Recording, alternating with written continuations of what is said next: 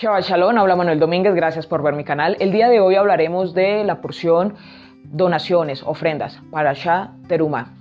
En esta porción vamos a encontrar desde el Éxodo capítulo 25 hasta el capítulo 27 toda una descripción de esa donación voluntaria que se hace para poder construir todos los artículos en el desierto. Recordemos que aquí en esta porción de Terumá, de las donaciones o de las elevaciones, dice que va a haber una ofrenda voluntaria.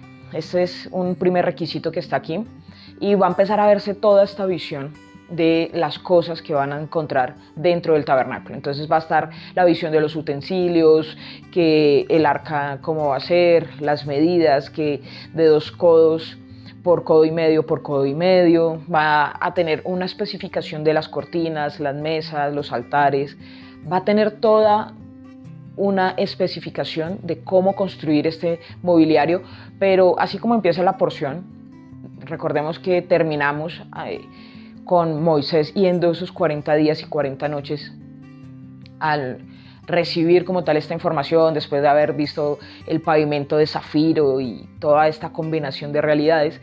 Vamos a ver acá cómo se va a hacer esa representación. Y muchos de ustedes van a preguntarse si cuando se estaban diciendo las 10 palabras, los 10 dichos o lo más conocido como los 10 mandamientos, se dice que no se tenía que hacer ninguna representación de lo que está en los cielos, ni abajo, ni en las profundidades del mar, para no inclinarse a ellas y adorarlas. ¿Por qué se hacía un tabernáculo y por qué se hacían imágenes, por ejemplo, de estos seres especiales que se llaman querubines, que van a estar en todo lado, van a estar en las cortinas, van a estar en la misma charola esta del propiciatorio, del capor, que van a tener sus alas allí juntándose, mirándose? Y claramente acá no se hacía una adoración a los ángeles. Pablo más adelante va a describir esto como una prohibición de hacer culto a los ángeles. Y sabemos que por Maimónides tenemos esta clasificación de los 10 niveles de ángel según la Sefirot, donde unos son de una densidad diferente a la otra, donde están los que son más parecidos a los seres humanos, de los que son mensajeros, de diferentes niveles de ángel que vamos a ver allí, según la descripción de Maimónides. Pero esto no representa una adoración a otros seres creados en otras densidades ni con otros componentes diferentes a los que está el cuerpo del ser humano. Sin embargo, sí hay que aclarar esto porque este mecanismo que se llevó directamente por todo el desierto durante los 40 años, que posteriormente todo este modelo se va a ir al primer templo, al templo de Salomón, después va a ir a la reconstrucción de este templo, al segundo templo, va a haber una visión de los profetas respecto a ese templo futuro, donde hay otro tipo de medidas.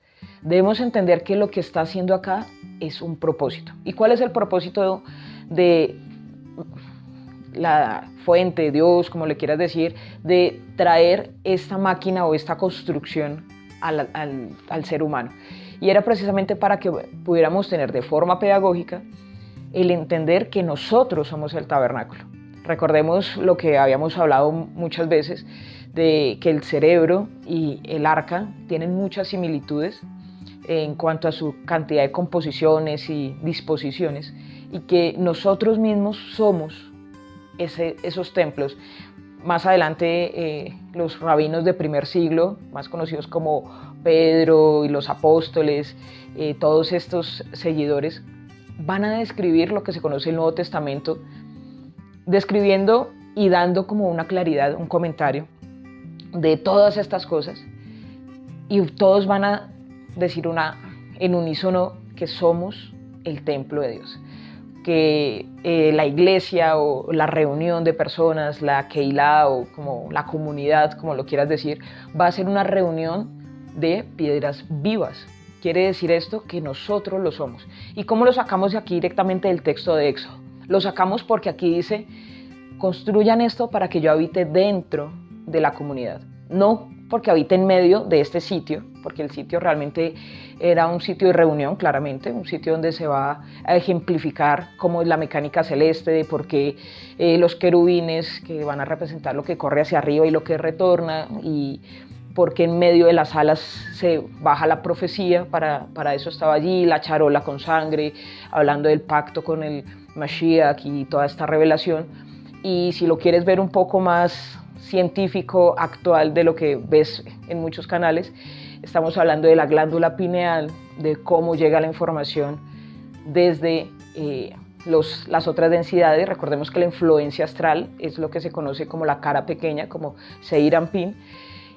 Pero todo esto que ahora parece muy novedoso y que se descubre, realmente es algo que el Eterno lo ha construido para el ser humano, para un solo motivo, y es que Él habite en medio de cada persona, que habite dentro de cada persona. Entonces, si vemos, hay profetas que hablan de que se vive en santidad para que se conozca que hay Dios en medio de Israel, para que no seamos avergonzados, para que dentro de nosotros fluya esa chispa divina y realmente podamos superar las influencias astrales. Realmente nosotros somos mucho más allá, el Eterno nos da una conectividad mucho más allá. Sabemos que la palabra oración, que es lo que hacemos cuando oramos, y es elevar, hacer una terumá, hacer esta donación voluntaria, es conectar de forma voluntaria cuando oramos, es precisamente para superar todas esas influencias. Y si lo podemos ver en la visión de Ezequiel, de cómo llega la salvación, también habla un poco sobre esto, sobre los querubines, sobre todo Ezequiel habla mucho sobre lo que son los querubines, y esta palabra de los querubines puede también estar relacionada con lo que está en el jardín del Edén, porque recordemos que se colocan allí estos seres para el camino al árbol de la vida. ¿Y quién es el árbol de la vida? El ser humano es el árbol de la vida. Nosotros somos la representación del árbol, y como somos fractales del árbol universal, tenemos esa conectividad con cada una de las dimensiones, de las sefirot, de los mundos. ¿Y a qué me lleva todo esto? A que no solamente debemos tener el texto como algo antiguo que nos da una visión de interpretación, sino que debemos entender que el nivel tecnológico del ser humano por momentos parece muy alto, por momentos parece muy bajo, pero el conocimiento siempre ha estado allí. Y lo dijo Nicolás Tesla: si quieres entender el universo, piensa en energía, frecuencia y vibración. Los cabalistas hablan que la forma de activar y bajar esas energías es cerebro, corazón, hígado, energía, frecuencia, vibración. Así es como entendemos el universo. Las sefirás superiores, Seir Anpin y Malhut, de cómo llega toda la materialidad. Todo está conectado porque es lo que somos. Hay que entender quiénes somos como seres humanos, y cuando en tu corazón entiendas que lo que necesitamos es conectar con la fuente para que la fuente active toda esta máquina y todo funcione mejor, para que seamos mejor como sociedad, para que seamos mejor como esposos, padres, hijos, como seres humanos, como raza, vamos a entender que sí, hay algunos malos, y esos ataques mentales de, no sé, millones y millones de pensamientos que tenemos en el día, son precisamente todos esos ataques que tenemos de cosas que no nos quieren, pero que nosotros lo que debemos hacer es concentrarnos en conectar con la fuente, construir tabernáculo con las especificaciones y las visiones que el Señor nos da, para que todo sea con un solo propósito, y es que Él habite en medio de cada uno de nosotros. Así que tú eres el tabernáculo, tú eres esa piedra viva con el que se construye esta humanidad, con el que el Mesías hace la iglesia, la comunidad, la Keilah, la congregación, y que cada persona es importante. Cada persona que escucha un mensaje de espiritualidad es importante. Y asimismo vamos a conectarnos para que digan que Dios habita en medio de nosotros. Shabbat Shalom.